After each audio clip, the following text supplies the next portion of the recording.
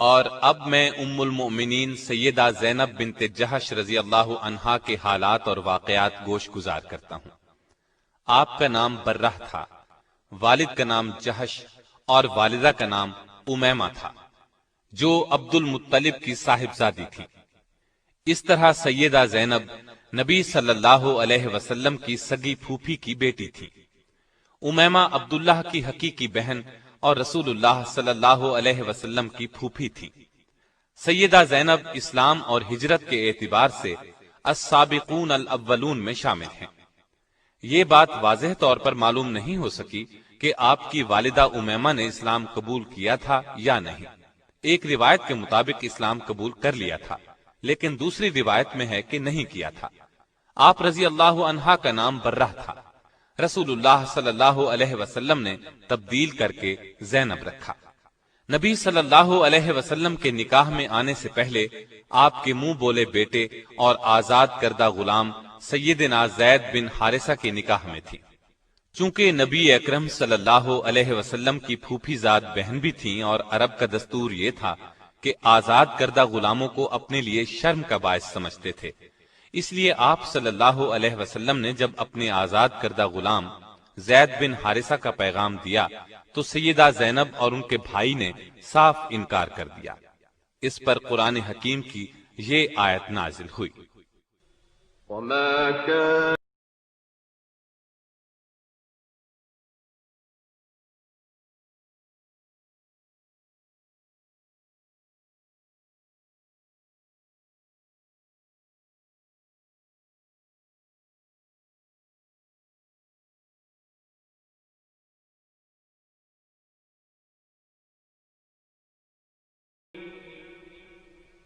ومن يعص الله ورسوله فقد ضل ضلالا مبينا۔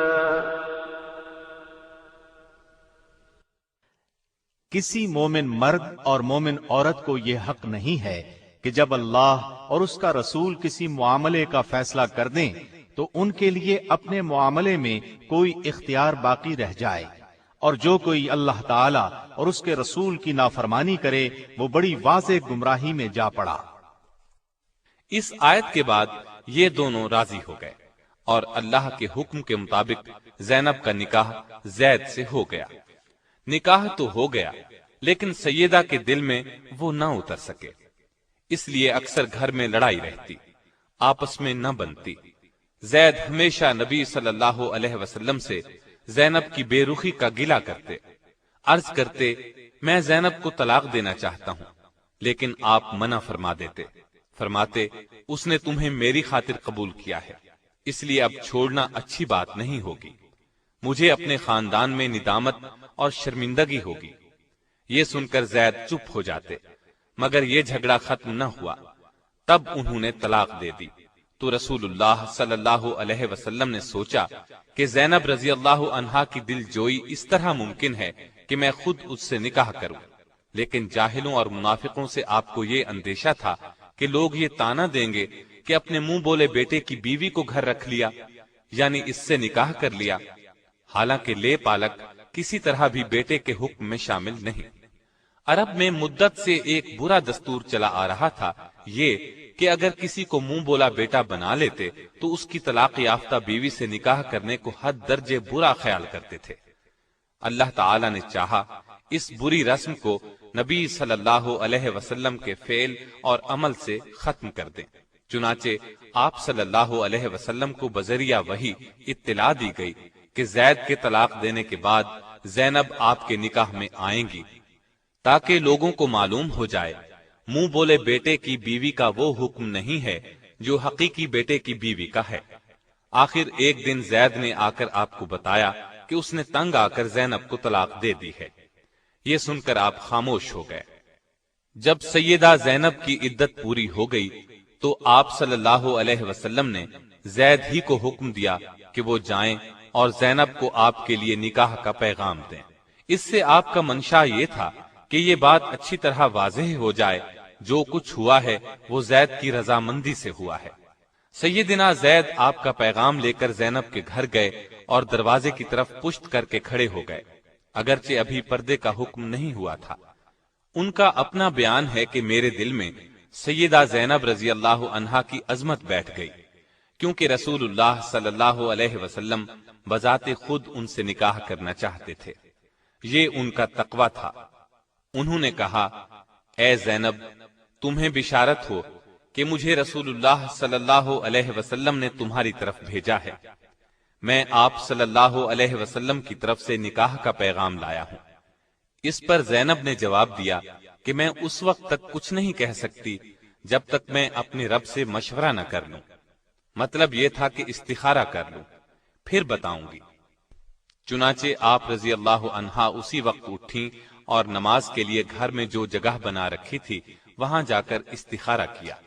ادھر اللہ تعالی نے وحی نازل فرمائی کہ ہم نے آپ کا نکاح آسمان پر کر دیا ہے۔ آپ صلی اللہ علیہ وسلم کے ذریعے یہ اطلاع سیدہ زینب رضی اللہ عنہا کو دی گئی۔ آپ نے اسی وقت سجدے میں گر کر اللہ کا شکر ادا کیا۔ اس اطلاع کے بعد آپ صلی اللہ علیہ وسلم ان کے گھر میں داخل ہو گئے اور فرمایا، تمہارا نام کیا ہے؟ سیدہ نے فرمایا، برہ ہے۔ آپ نے برہ کی بجائے زینب نام تجویز فرمایا۔ اس نکاح کا ہونا تھا کہ منافقین باتیں بنانے لگے، وہ تو ایسے موقعوں کی تاڑ میں رہتے تھے، چنانچہ کہنے لگے، پیغمبر ایک طرف تو کہتے ہیں کہ بیٹوں کی بیویوں سے نکاح حرام ہے اور دوسری طرف خود اپنے بیٹے کی عورت سے نکاح کر لیا۔ حق تعالی شانہ نے ان بد باطنوں کے رد میں آیت خاتم النبیین نازل فرمائی۔ ما كان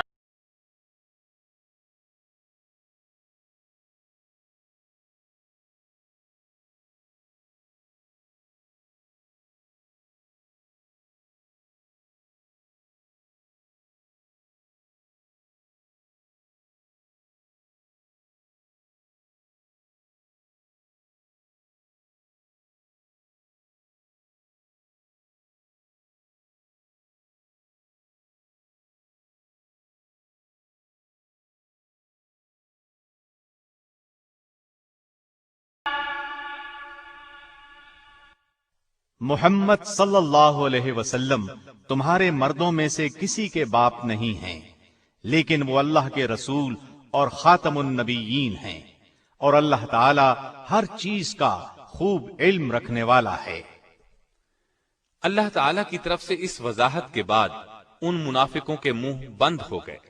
سیدہ رضی اللہ عنہا کا نکاح مدینے میں 3 ہجری میں ہوا، ایک روایت 4 ہجری کی بھی ہے، بعض حضرات نے 5 ہجری بھی لکھا ہے۔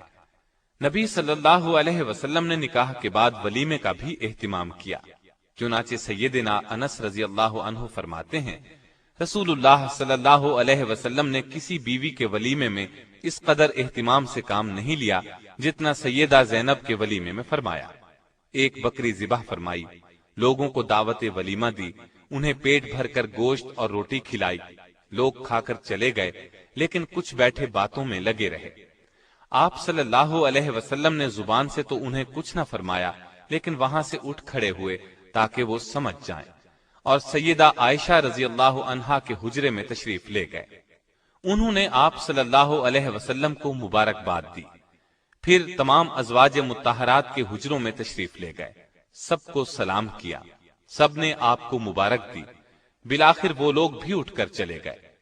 ان کے اس قدر تاخیر سے جانے پر آیت حجاب نازل ہوئی۔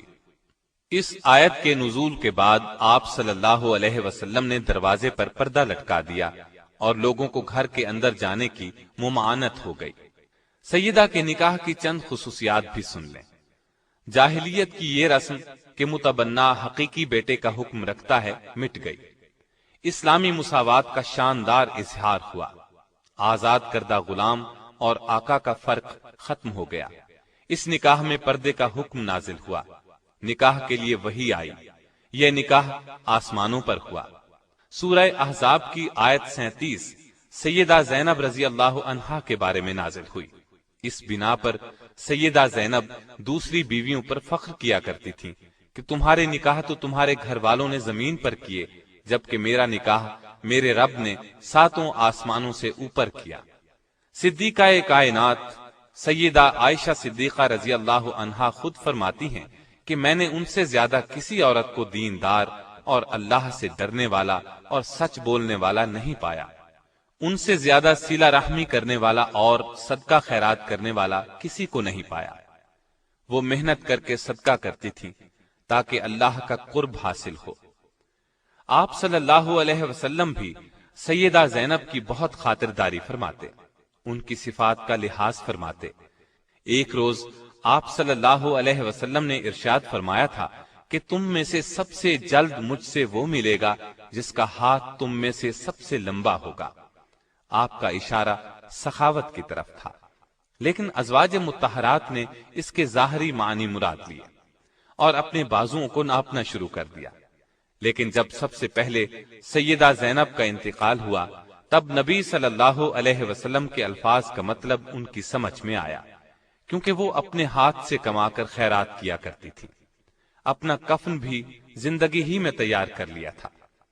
آپ رضی اللہ عنہا کا انتقال 20 ہجری میں ہوا۔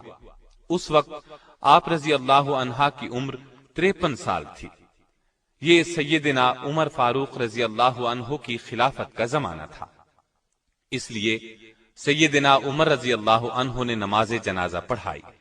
جنازے کے بعد ازواج مطہرات سے دریافت کیا کہ ان کی قبر میں تدفین کے لیے کون داخل ہوگا۔ انہوں نے جواب دیا، وہ لوگ جو زندگی میں ان کے پاس آتے تھے وہی قبر میں اتاریں۔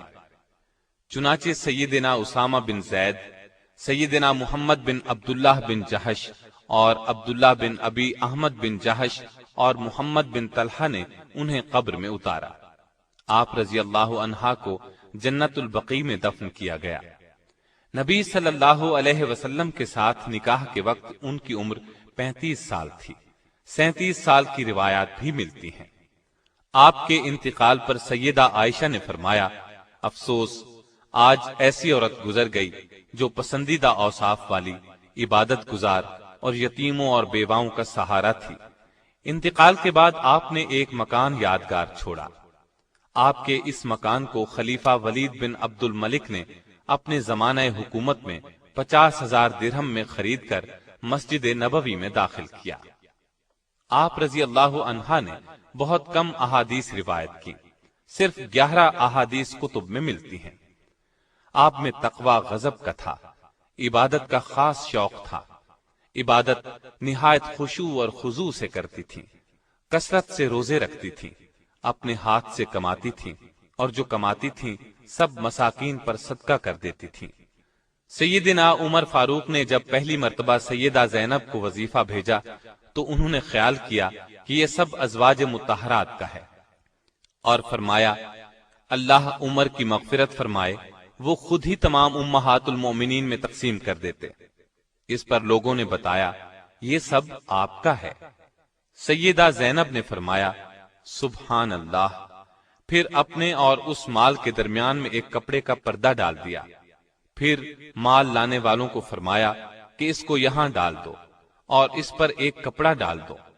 پھر فرمایا، اب کپڑے کے نیچے ہاتھ ڈال کر جتنا ہاتھ میں آئے وہ لوگوں میں تقسیم کرتے جائیں۔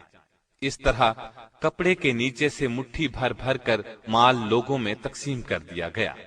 سیدہ عائشہ فرماتی ہیں کہ میں نے کوئی عورت زینب سے زیادہ دیندار، پرہیزگار، سچی اور سخی نہیں دیکھی۔ اللہ کی رضا حاصل کرنے کے لیے ہر دم سرگرم رہتی تھی۔ البتہ مزاج میں ذرا تیزی تھی، جس کی بنا پر انہیں جلد ندامت بھی ہوتی تھی۔ سیدہ عائشہ فرماتی ہیں، جب سیدہ زینب کا انتقال ہوا تو مدینے کے فقراء اور مساکین میں ہلچل مچ گئی، کیونکہ ان کی ہمدرد، غم گسار اور ان کے لیے دونوں ہاتھوں سے بے دریغ مال لٹانے والی جو چل بسی تھی۔ اللہ تعالیٰ کی ان پر ہزارہا رحمتیں ہوں۔